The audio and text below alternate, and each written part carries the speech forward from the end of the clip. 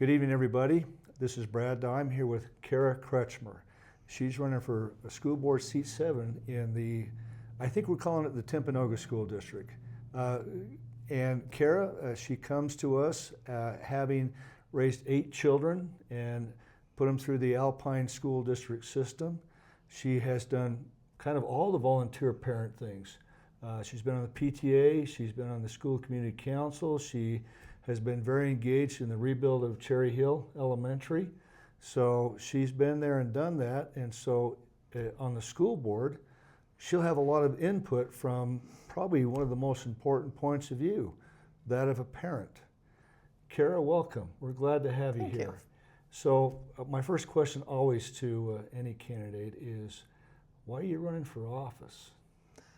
I saw a need, and it fits along with everything that I've done for the past 35 years. When you have 8 kids and they come every 2 years or so, you're constantly in the trenches. And I've worked with the principals, I've worked with the teachers, anything I could do to make those teachers have lighter burdens on them in the classroom. Teachers definitely have a lot going on. They do. And I'm telling you, a good parent to back them up. I'll say this, the first day of every school year, my wife would come in and the first words out of her mouth to the teacher are, where do you need me? How can I help? And I know teachers appreciate that. That sounds like the kind of parent you were, or I are. tried to be, yeah. Yeah. And you've been doing this for, like I say, slightly more than 29 years, right? Yeah, slightly more. Right. Well, top of the list here, the thing that a lot of parents really get concerned about is we've had a lot of problem with school safety. Not so much in Utah, although it's happened here. But what would you say to parents that are worried about sending their kid to school with all the things we're seeing across the nation? I mean, we'll do our best to keep the kids safe, as even Alpine has tried to do. I really like the systems that they've been putting in place, the locked doors, and you have to channel through the offices. You have to show your ID. They have to know who you are and where you're going in the school, things of that nature. I really like that. Of course, there's always ways to improve, and constantly evaluating things like that is a good way to do that. We have to watch our safety as far as unloading and picking up. At Cherry Hill, the principal there, Elisa Hart, ran into some issues with the new circular drop-offs that they had there. And so I was talking to her one day and she said that this was an issue, and I happened to have a son who needed an Eagle project. So we sat down, the 3 of us, and came up with a plan to create a video to help parents learn how to drive in and drop off and do it in a safe manner and unload the children so that they were safe. And that stayed on the website for quite some time until they redid their website. But that, in conjunction with, I have a father who's 90 years old, and he was the crossing guard for over 12 years, and the city just retired him this spring with 12 and a half years of experience as a crossing guard. And I was able to work close with him in identifying problems and issues, and being able to go to the city and talk to the leaders there at the city and get some solutions done for some of the schools all over the city. So I think he crossed kids at every school there and saw the problems and so forth. So we were able to get some changes done that were really significant. So that's wonderful. So not just the kind of the worst case scenario where you have an intruder coming into school, which of course you touched on, but I like the fact that you're also thinking about, well, there's day-to-day safety. Yeah. I mean, kids can do scary things if they're not watched properly, especially little kids. So I appreciate that. Well, of course, probably one of the big jobs you're going to have coming up is you're going to be a board member of a brand new school district. And that brings with it some exciting opportunities and some big challenges. How are you going to look at that? What are the big challenges that you see? and how will you be addressing those? Well, first and foremost, we need to get in and get together and be able to communicate and collaborate and so forth with each other. We don't know who exactly is going to be there and who we're going to be able to work with, and we have to be able to work with each other. But in doing so, our job is to build the policies. We will be responsible for finding a superintendent. We will be responsible in finding a business manager, and all of the financials that go with that. We'll have to have a sit down and figure out where we are financially, where the money's coming from, where it's going, and then from there we'll be able to expand on that as far as where we spend the money. But all true. Some other things that seem to play into that is the boundaries you have right now for high schools and others. I mean, they can't stay the same because they overlap into old school districts right now. Do you have any plans for addressing that, or what are some things you're going to do along those lines? Yeah, I think a really good idea, and some others have mentioned it, is do a boundary study. I think a boundary study is long overdue. I think that if we would have had some boundary studies done, we may have avoided some foreclosure or some closures of schools that were really vital to some of the communities and caused a lot of feelings. I think that was one thing that was very much overlooked and is definitely a need just to start off the bat before we even discuss ninth grade going into high school, or before we discuss whether or not any schools need to be closed at all. And what's your tendency? I know some people think, hey, we can put a lot of kids in a bigger building. Other people think that might be a problem because, especially in lower grades, that can cause a kid to feel intimidated or to get lost. What's your thoughts on that? I'm not a fan of the humongous buildings. I think that I think it's more advantageous to have the smaller neighborhood schools. For me, the Cherry Hill School community, just living over there, we were strictly walk. There was no busing, no nothing. And so it really kept the community together. And I am a fan of those smaller schools. I think that we can have more interaction with the students and just more quality spent time in the classrooms. Makes sense. Now, of course, along with boundary alignment and closures, there's going to be the issue of financing. You have schools that are aged up, some need seismic refits, you may have some other issues. What approach are you going to take on financing all of the building maintenance and construction and so forth that's absolutely bound to happen?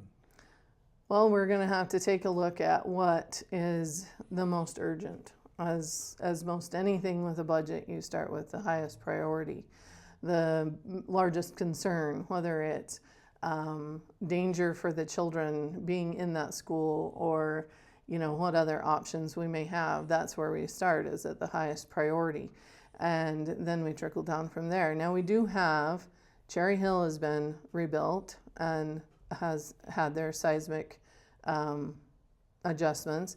We have a new Westmore Elementary. We have Lake Ridge that has had some work done. It still needs some work. Mountain View has had some work done, and we have a brand new Orem High. And so I think those kinds of things get overlooked when we're talking about how old Orem is. There is a concern with Pleasant Grove High School. It is in need of some much repair and seismic upgrades and things like that. And some of the other smaller elementary schools and things need some work. So start at the top and the priority and work our way down. And with a good financial advisor, we should be able to make it work. All right, so, and of course that all plays into taxation. Mm-hmm.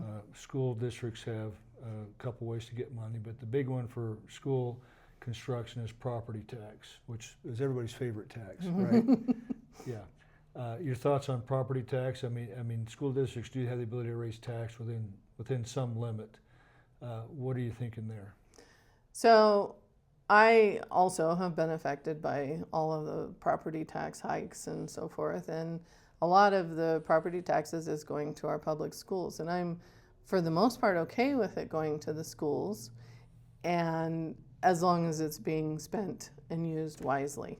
Now, I don't feel that recent past has proven that that has been used wisely. I think that Orem and Pleasant Grove and Linden and even Vineyard, we've been kind of set aside while the huge growth has happened in the West. Now that we have a smaller school district, we can now funnel and pinpoint where our taxes are actually going. I'm not a fan of jumping right in and raising everybody's taxes. I don't think that that's the greatest idea. If taxes need to be raised, it will become a discussion. It will be presented so that everybody has an input and know what's going on and why.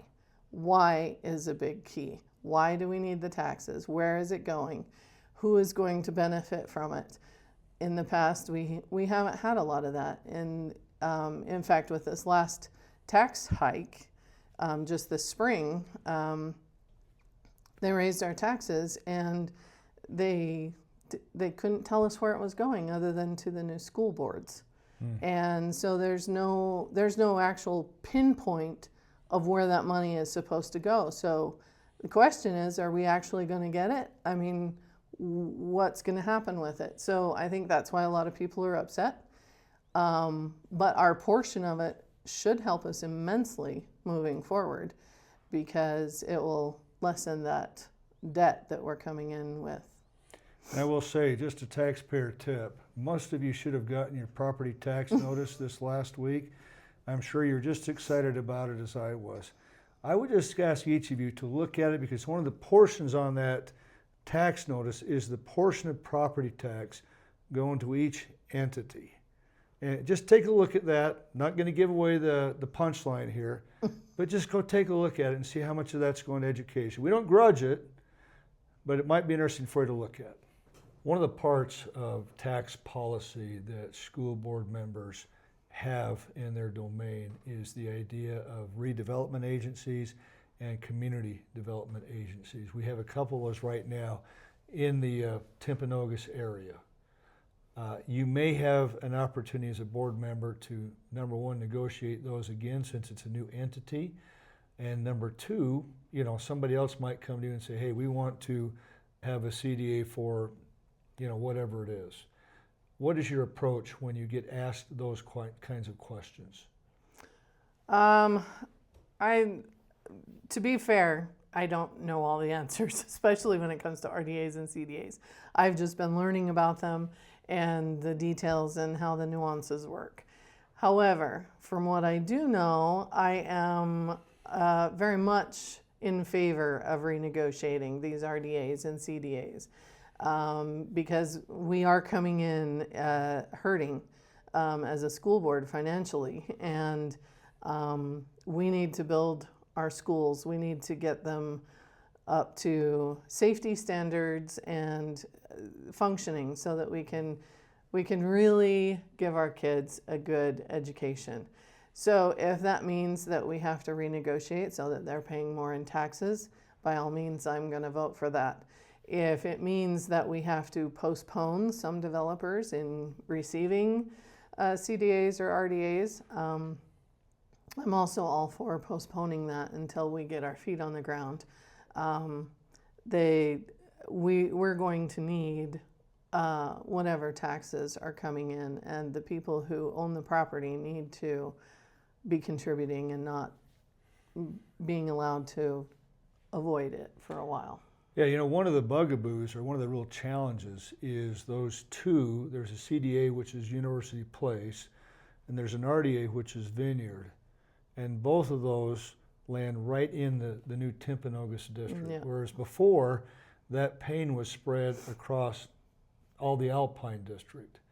So that does seem like something you really want to pay attention to, because we're now bearing, instead of being 1/3 of the hit, we're now bearing all of the hit for that. Yeah. So I appreciate that. A couple more things about the split. You're going to have to divide assets. You're going to have to worry about transportation. Have you been looking at that at all, and what might happen there?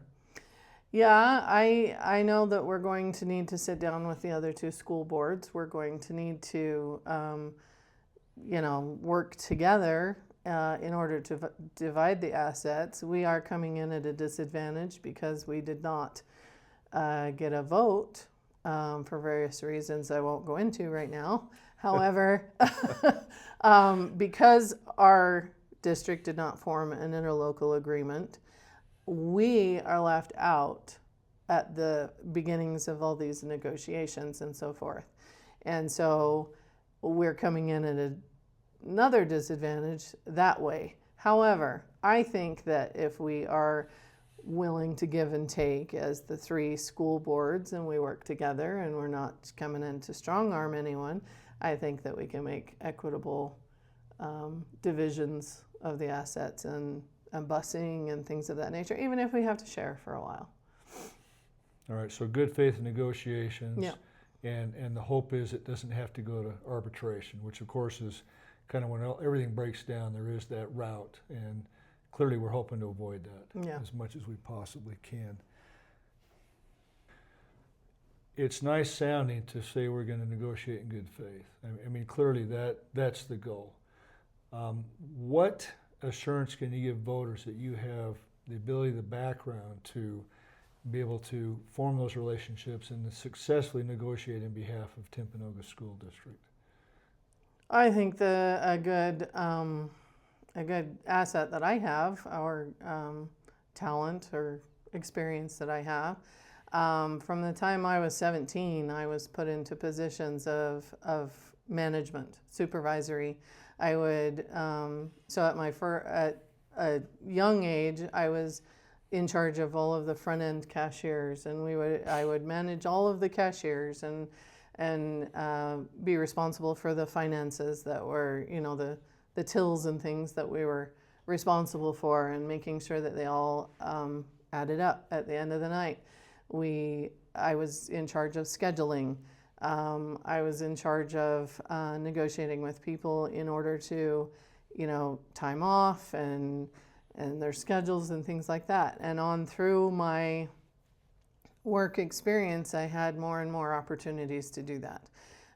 Working for Walmart, working for Kmart, working for Macy's, I've had a lot of experience in those management roles, sometimes as assistant manager, where I managed large groups of people and had to, iron out difficult situations, a lot of difficult situations. I was in positions where I've had to fire people. I was also in charge of hiring people on occasion. So management experience, if you've ever been in a management role, you can be put in so many different positions, and you have to be able to work with people. You have to be able to come to some form of common ground in order to get things moving forward. You talk about working with people, and that brings me to another thought here. Orem especially, but the area around there's quite a number of charter schools. And I've talked to school board members and different types of principals and school personnel, and I've seen all range of opinions about charter schools, all the way from they are the enemy to be destroyed to people from charter schools saying, hey, we're just trying to do a good job here. You got a lot of charter schools to work with.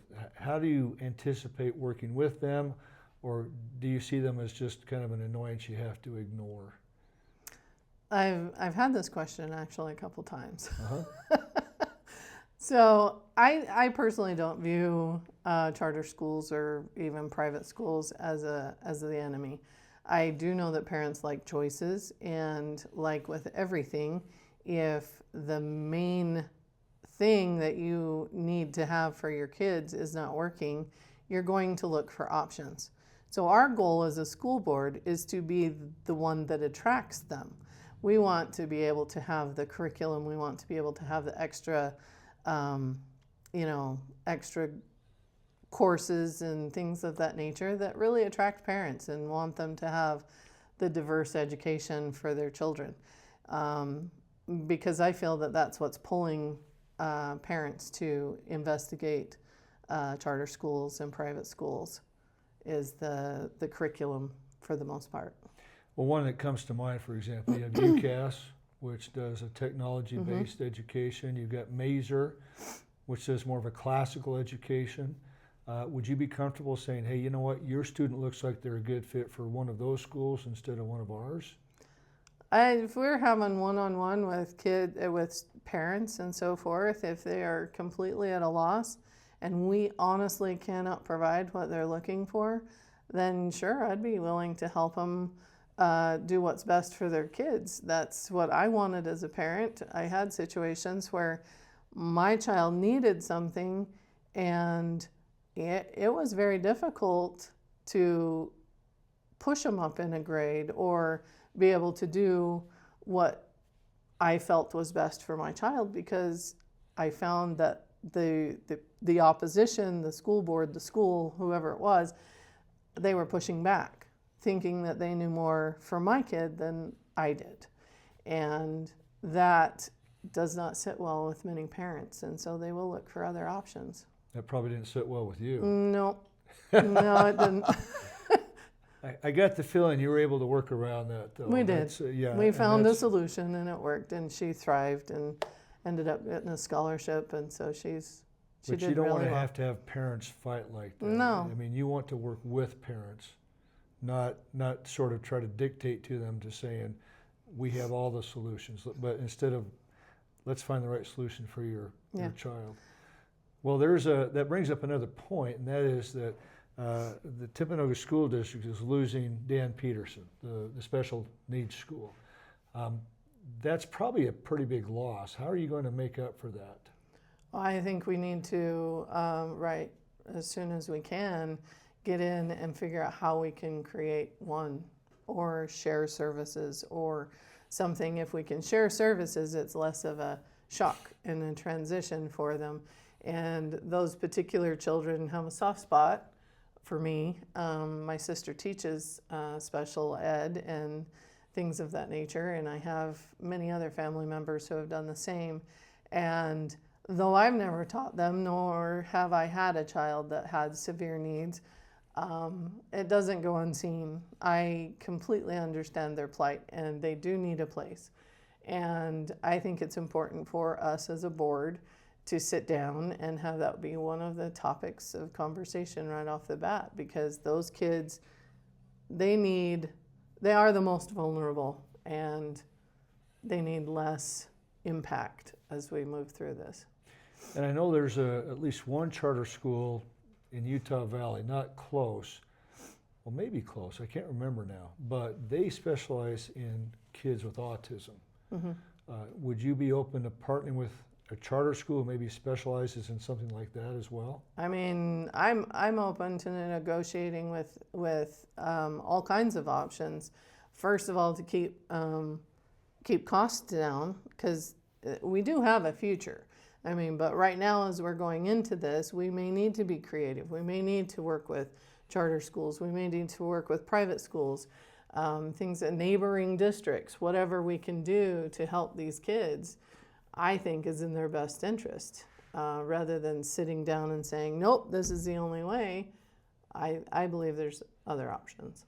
So the well-being of the kid, the child, is paramount here. Yeah. And not just the survival or keeping them in the school district. There's other options outside of the school district. Mm-hmm. All right. It sounds pretty much like you're really going to put the student first and not worry so much about whether they're in the school district or somewhere else, as long as they're getting education that works best for them. One of the policies, just kind of changing topics a little bit, that was recently passed by the legislature has to do with banning cell phones in schools, in classrooms. Your take on that policy? Good idea, bad idea? How will you implement that? I love that policy. And I've asked I have a 16-year-old, she's almost 17, she's my last. Mm-hmm. She's a junior at Mountain View High School. I asked her about it. I said, what do you think about this cell phone policy? I don't care. And I said, do you like it? Do you hate it? And she's like, Well, I mean, we just put our phones away and we can have them during the breaks and things like that. It's not that big of a deal. And I've asked other kids at the same time. They actually really do like it.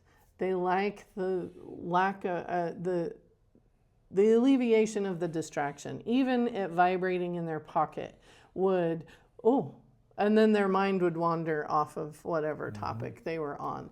And so with it being in their backpack or in a locker or something of that nature, it has taken that temptation away from them and has really, as far as these individuals that I've talked to, it really helped them focus on their actual lessons. And they said, guess what? I didn't have as much homework.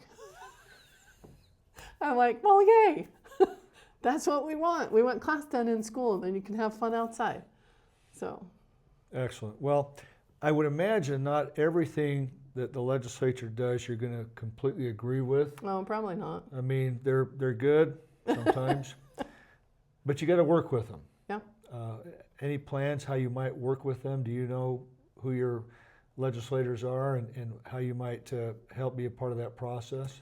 I do, and I'm actually familiar with some of the legislators and the representatives that we have. We're starting to have a working relationship. I've gotten to know them a little bit and familiar. I also know Cole Kelly very well, so he's the state liaison for us in our district and with the State so School forth. Board, Yeah. Mm-hmm. Yeah. And he's really great to work with. He listens very well. So if we have an issue, we can, and I have a working relationship with him. So going to him and then him passing things on or working with the representatives that we have, no problem doing that. Excellent. And one of the things that the legislature did, this is actually going back many years, but I think it's been important, and would like to get your take on that. Is decades ago, even before my term in the legislature, they created Utah Technical School, and it's grown since then. And there's MTech up in Lehigh, and different things like that. Should everybody go to college, or how does these technical schools fit into the picture? So, I believe that there's different. Not everybody is cut out to have a sit down and behind the desk job. We need the technical work. We need the plumbers. We need the electricians. We need I come from an electrician. My father was an electrician for many, many, many years, and he worked for the electric company down in Vegas before we moved up here, and then he was the high voltage up at BYU. These types of jobs are very, very important, and they can't be done by a computer. They can't be done, at a desk. And my own daughter decided that she wanted to go through the nursing program out of high school. And instead of diving into UVU, she went through the MTech program, and she got her phlebotomy license, and she got a CNA license. With that, she has been able to work and pay for going into her nursing program. So MTech has more than just the technical courses that they have, but they allow for that little bit of education to provide a job so that they can get further, if that makes sense. I have found that MTech is a great resource. I had a brother go through it, and he liked mechanics, auto mechanics, and so forth. And back when Utah Tech was there, that's when they started their automotive program, which my other brother went through. And he's an auto mechanics professor up in Puget Sound. So just excellent opportunities they have for them. I don't believe that all kids fit into that 4-year bachelor's degree kind of a thing. I myself did not get a degree. I went and I got a technical education. I went through beauty school. I have a beauty school license where I have not only saved an immense amount of money in my own home, but I worked outside of the home, being able to help And I've also been able to do teaching that way. I've taught, different specialty classes and so forth that way. So it offers a variety of opportunities. And from your frontline experience, it sounds like MTech's also very affordable. Yes, it is actually. So, do you know roughly what it costs where you've had? I think my daughter's phlebotomy class, I don't quote me on it, but it was around $600, $600 or $800. But it was a short-term course. It was several months, and then she had her phlebotomy license. Same with her CNA. It didn't. I don't believe it took a full year. Mm-hmm. But it was a while ago, so I'm not remembering exact, but it was very affordable for her. Real bargain, and you get right to work after a very short amount of time in school, and you've got income coming in, you can go from there. Yep. Makes a lot of sense. Well, one more thing that the legislature is looking at, and maybe this is more a school district thing, is, well, it's already state law that ninth grade is part of the high school experience. In other words, they count your grades in ninth grade as part of your GPA for high school. There's been some thought of moving ninth grade physically into high school. So have you been approached with that? Have you thought about that at all? Absolutely. I thought about that when I was in ninth grade. So when I was going into ninth grade, this was a trial period for Alpine School District. When I was going into ninth grade, when I was going into 7th grade, my brother was going into 10th grade, and they moved the 9th grade to high school with him. Mm-hmm. So he missed it going into high school. And then as I approached 9th grade, they moved it back. And I was so bummed. But I think 9th grade should be in the high schools. Mm-hmm. They participate in all the activities. From a parent's perspective, we spend a lot of our personal time, and if some of the parents work, this is extremely difficult, and you have to rely on carpooling. But when your child is involved in any sport at the high school, now I was involved in basketball, volleyball, baseball, all of these sports that my kids played, I had to go and get them at the junior high, check them out of school a lot of the time, and take them up to the high school in time to be able to participate in that sport. That's a huge time commitment, and I believe it's not necessary. You look around the country, most high schools have 9th grade in the high school. Whether they're small districts or small schools, they make it work.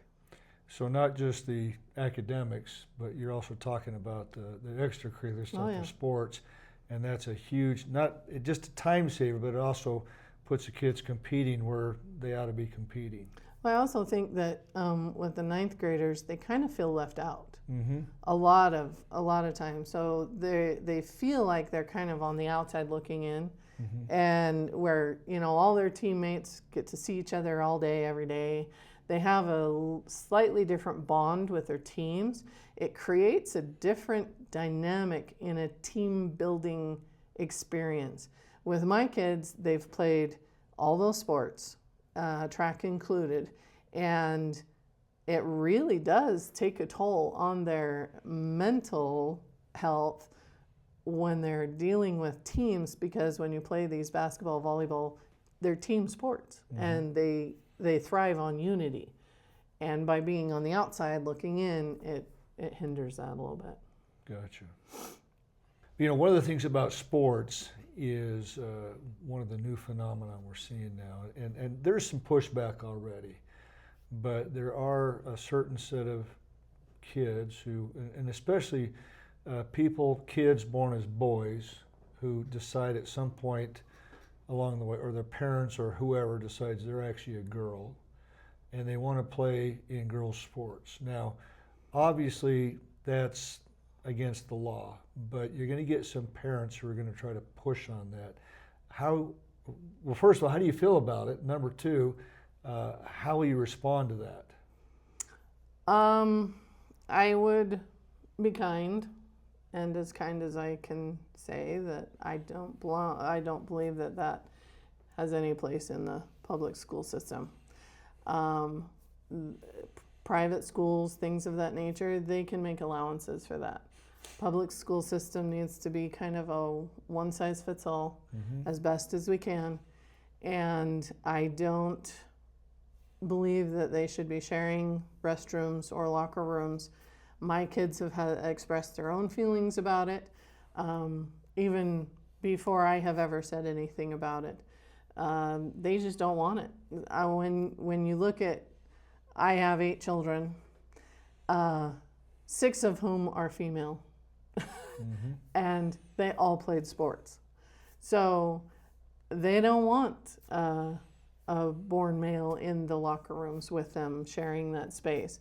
If it's a case of them not feeling safe in a locker room or a bathroom, then we need to deal with the bullying issue, not taking one group, making them that are feeling uncomfortable, putting them with a group that will make these people feel uncomfortable. You're just trading groups of uncomfortable situations. Let's deal with the bullying that's going on and opt for a unisex bathroom option in the school. I don't see a problem with the unisex bathroom. It's like an individual bathroom with a locked door. Yeah. A lot of the schools, like Mountain View High School, I noticed that they put one in and they use it as a wheelchair accessible bathroom as well. Now they have had to monitor it because it isolates the children, and but I see no problem with the unisex bathroom or the family bathroom, whichever you want to call it. But we need to keep the boys and girls gender locker rooms, bathrooms separate. And no biological boys No. on a girls' soccer team, for example. None of that. No. We'll go with the state law and legislature on that, and if that ever changes statewide, then as a board we may have to relook at that, but I would not be an easy vote on that. And if the legislature started going that way, would you sit on the sideline during that process? I would like to listen to it and voice my opinions on it, yeah. As a mother of 6 girls, that they adamantly, express, no, we don't want this. Yeah, I'm going to be there as a parent fighting them, getting our side heard for sure. I would think that a female athlete in high school getting up and saying that in a hearing would be really well received. I would hope so. Yeah, because that's right there, frontline view, and I hope that would get. Hopefully it never comes to that. Yeah. I'm hoping that we can work it out, and everybody can feel safe or whatever the issue might be, just by addressing the bullying problem, because neither group should feel uncomfortable. Right. At all. So I'm fine with the family bathroom. That seems to be a logical solution. If you really need to have it, well, there it is. Right. Well, along those lines of that kind of what I'm going to call, let's just call it sexual politics. Maybe that's not the best term, but there's a new movement out there. It used to be called the Gay Straight Alliance Club. Now we have a new movement out there called the Gender Sexuality Awareness Club. And I believe that's taken root in some high schools. Do you see a place for that in Timpanogos District high schools? Personally, I do not. Well, as a board member. Yeah. As a board member, I would argue strongly opposed to that. Our extracurricular groups need to be such that if anybody wanted to join, they could. And that particular type of education, I don't believe belongs in a public school. Whether it be in the classroom, whether it be extracurricular, the public school is not the place to teach the social ideals, especially about sex or things of that nature. Right. So keep it out of schools, keep clubs focused on academics, sports, hobbies, things like that. Yeah. There are different types of clubs that are like, I can't think of the word for it now, but anyway, they're outside of the school. They're not school sponsored. I mean, We'll call them private clubs, yeah, outside private clubs. clubs, booster clubs, whatever you want to call it that way. Right. I mean, sure, make your own club, but not part of the school. Got it. Now, one of the things challenge you're going to have, I mean, there's first of all just the overarching concept of some teachers who just aren't cutting it. They're just not doing a good job for whatever reason. And of course, there's a subset of that of teachers who might be trying to push an ideology. I mean, I still remember we had a pirated tape of a classroom in Lehigh. This is years ago, but this teacher went on a rant that had no place in a school, very political rant, and on and on and on. Something like that's probably going to happen at some point. How are you going to respond to that? Well, hopefully the policy is in place with our new board that these kinds of things would not be tolerated. And as a board member, I am full on planning on advocating that we stick to reading, writing, math, history, things that should belong in a school. When any school that I've ever known or been into, I never even knew whether or not the teacher was married. I never knew if they had, children most of the time. I didn't know what religion they were. I didn't know their politics sides. I had no idea because it was never talked about. Their personal life and their personal ideologies should not be in a public school classroom, in my opinion. And I, as a school board, would advocate to that not being part of the norm, and they would consequently have action taken against them if that's part of the policy. Up to and including find another place. Exactly, somewhere that works for you. If that's what you want to teach your classroom, then you would need to find an avenue where that is allowed. One of the things I've seen the legislature do in the past few years is they've made some very definitive policy statements about what kinds of books and material can be available in a school library. There's one side who says if you ban anything, you're a book banner. You're one of those fascists who tells me what I can and can't read. On the other side are people who say this is pornography. This is not appropriate. What's your stance on that? Because that is something you're going to have to deal with, I'm sure.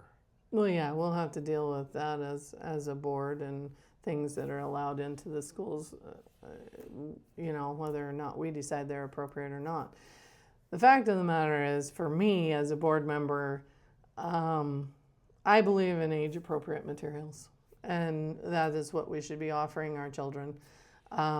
We don't need to use our school libraries to expose our children to something that, as a vast majority, especially in this community, parents don't want that exposure without their supervision. And in a school library, all kids have access to it with zero parent supervision. A child can go into that library, check out any book that they wish, and keep it at school, and their parents don't have any clue what they're reading. I trust as a parent that when my kids go to school, that they will be exposed to the appropriate, age-appropriate materials that are there. Meaning some of these graphic novels that have been surfacing, I don't believe they have any place in a public school. Graphic in the worst possible way, by the way. And I've seen the pictures that are in the graphic novel, and I would absolutely not want to have one of my children exposed to that in high school or junior high. It's just not the time or place to do that. Maybe college, maybe a public library, sure, have a section, do what you want there. Age appropriate is what we need to focus on. I don't believe in banning books. I don't believe in high scrutiny of them. But let's make sure as a school board that we have age-appropriate materials for our children that are of that age group. Excellent. Well, another topic, if I could shift gears a little bit again, is kids go through school, and some, they do great, they're fine. Others really struggle. There's kids by the end of third grade still can't read. Frankly, there's some kids come out of high school who can barely read. There's other kids who, by the end of third grade, they're halfway ready for their diploma. You've got all kinds. And you have to address all those. They're all coming to the same school district. What are some things you're going to do to address kind of both ends of the scale there, the kids who excel and the kids who are really struggling? So we talk about SPED programs and things like that for the more severe challenged children that come through. We have the Dan Peterson School for that. But as the kids come through grade school, I had 2 or 3 of them myself. I had one son that came in preschool. You couldn't hardly understand what he was saying. He had such speech problems that we entered into the IEPs, and we met all the time and went through all of the different IEP meetings and so forth to help that son be able to communicate. I also had a daughter who really struggled with reading, a huge struggle with reading. And so rather than put that on the teachers there, I would go in and I would spend hours on hours sitting there and reading with her, and they knew that I would come in, and so they had 2 or 3 others come in. We would read one-on-one, and eventually they were able to come up to grade level. Mm-hmm. And it's usually that magic 2nd grade, 3rd, 4th grade, somewhere in there, they start to have comprehension issues a lot of times. And just that little extra bump is extremely helpful. However, a lot of schools don't have parents that have the time or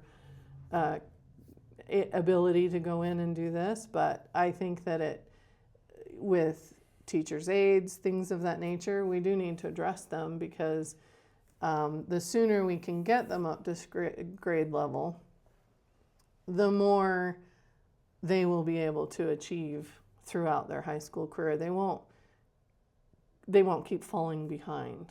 Mm-hmm. And so it's advantageous for us to help them when they're young and get it as soon as we can, and give them the extra help that they need so that they can have a successful career and go on to do whatever it is they're going to do.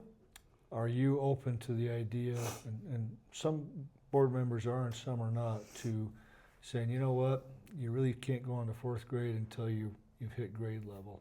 Is that too big of a hammer, or is that something that you're open to? No, I am open to it if that's necessary. I think it's the last last resort. Mm-hmm. Obviously, whether we do summer school programs, things of that nature, just to help them. Some people need that extra bit of help during the summer, reading and so forth. Also, making sure that their parents absolutely know. Now, there's some parents that work a lot, and they don't always know exactly where those kids are falling in. So making sure that we're communicating with the teachers the parents is huge. So you touched a lot on the students who struggle. What about the students, which it's almost like a special needs in a way, the students mm-hmm. who, they learn to read like 3 weeks into 1st grade. They've got it. They're done. They're now reading. What about those kids? What can you do for them? Well, I think that one advantageous thing that we do have is the ALL programs. Mm-hmm. I think it's important to keep these types of programs as much as it is to keep the special needs programs. There are kids who advance quicker than some. On the opposite spectrum, I've had one that did do that. They came in to 1st and 2nd grade and they were above, and we tried to skip a grade and finally got it pushed through, and she ended up skipping a grade and it amazed the school because they were very leery about it. But I don't think we should be leery. I think we should trust our parents that they know where their kids are at. And I don't think it hurts to have the teachers, pay attention in those assessment tests. And if they're excelling a little bit, go ahead and mention it to the parents. I think this child would benefit with the ALL program, or, I think this program would be better, or let's move them up a grade in books. Wow. Something of that nature. I don't see any problem with So that. similar, like you say, move up a grade in books. For example, at Noah Webster, which I'm familiar with, they would do up leveling and down leveling within the grade. In other words, let's say a student's in 3rd grade, but they're going to 4th grade math, or they're going to 2nd grade English. In other words, they're going where they need to go to fit in. Is that something that Timpanogos ought to be looking at? Oh, yeah. We can't be one size fits all the time, for sure. Because we've got kids have variety? we have kids with so many different, levels of ability. It doesn't mean that the ones that are further behind are bad by any means. It just means that they're learning at a different rate. And I think it's great if we're able to give the teachers the tools that they need in order to access that in their own classroom. I think that sometimes the teachers are so overburdened right now that they just don't have time. They're like, I don't know. And so to say, okay, now you're going to go and assess these kids and see which one's ahead and which one's behind, and then how do we fix that? We have to be able as a school board to create a curriculum that allows them the ability to do that in their classroom if they need to. Awesome. Well, here we are. We've got one more big question. You ready? I'm ready. Okay. This is it. Now, I don't live in your district. By the way, what are roughly the boundaries of Okay. seat 7? So my seat is from State Street Okay. west, Okay. but the north and south is right up against State Street. I've got 4th South all the way south Okay. until that hits 4th West. And then it'll drop down to 8th South and then everything south. So I have State Street to 4th West, 4th South to 2000, I think it's 2100 South. Provo boundary. Yeah, Provo boundary. Okay. And then I have 8th South to Provo boundary and Gotcha. west. All It right. cuts off at University Parkway on Geneva Road though. All right. So kind of between State Street and UVU and a little bit south of Center. It's right below seat 6 or Gotcha. 4, seat 4. Very good. Well, the question is this. That was not the question. Oh, dang it, I So, passed. because that though. was an easy I passed. one. If you don't know your boundaries, we probably better. This next question probably doesn't make a lot of Well, you sense. can see my signs. So you're pretty much at all the perimeter. There you go. All right. Well, anyway, when I walk into the voting booth, if I live in your district, I'm going to see your name and somebody else's. Okay. What's going to make me, as the voter in that district, want to check the Cara box? You'll want to check my box. Well, it's first. There you go. But no, you'll want to check my box because I'm a parent. I relate very much to the parents and the needs that they have and the struggles that they have trying to get their points across to the district and to the teachers. I can't tell you how many times that a teacher has said, "Oh, trust us, we know best." And if you really want to get under my skin, you tell me that you know better than my kid.